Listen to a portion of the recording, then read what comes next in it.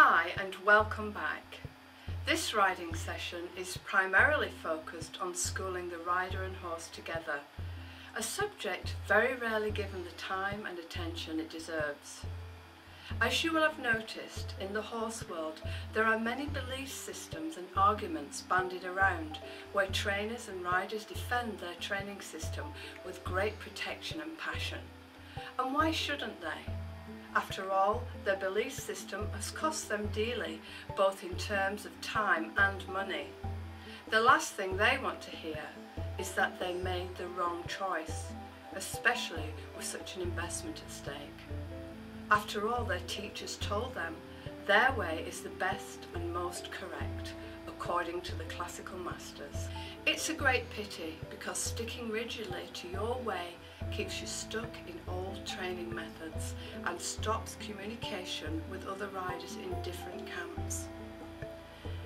As a body therapist as well as a riding instructress, I like to honour but leave the master's experiences to one side and use the biomechanics of riding as my trusted guide.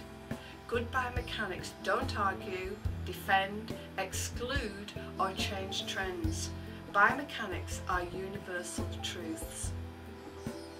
When biomechanics aren't working well, the natural flow of energy and movement in horse and rider is blocked.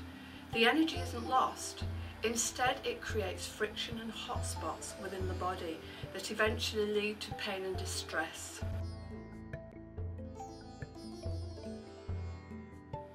Left and right-handedness leads to a pattern of one-sidedness that weaves a web of chronic tension throughout the body. This pattern forms a deep-rooted spinal twist that is the common cause of pain, tension in the back, neck, shoulders in both horse and rider. As most of us are one-sided with a deep-rooted spinal twist weakening our posture, how effective is the common practice of forcing a rider into a perfect upright position?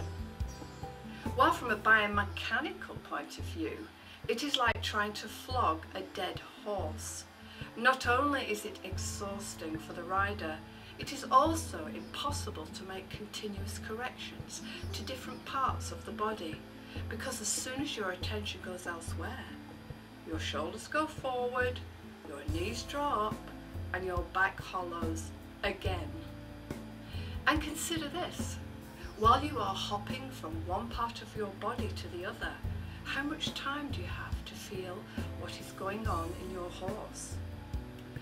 So when a riding instructor tells you to focus on a perfect image and imitate it with your own body, heels down, chest up, shoulders back, spine straight, they are teaching you to move in a stiff, distorted way that is not body friendly. It ends up disempowering your own body and your horse's. Why? Because you have interfered with the natural flow of your body's movement and biomechanics.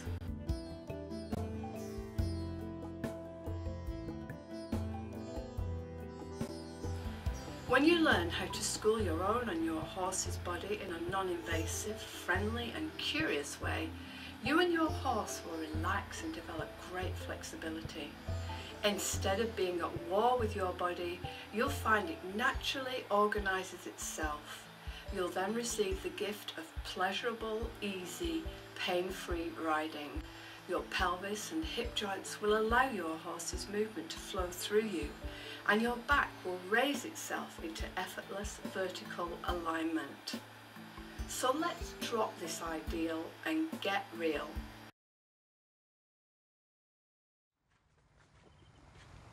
And do the same thing in canter without blocking with the inside rein. Just keep him even on the reins and use your body to get the shoulder in, shoulder four. That rolling of your body. Is your body rolling and taking his shoulders over. Collect the canter.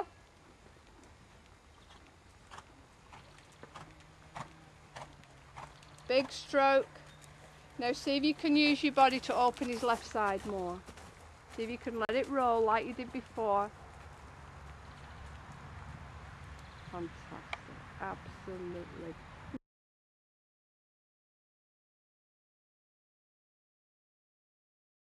Right hand side of him, and the more I can lengthen down through my left hand side, that slows that left hind leg down and enables him to come more level and carry more weight more evenly behind and carry me more evenly,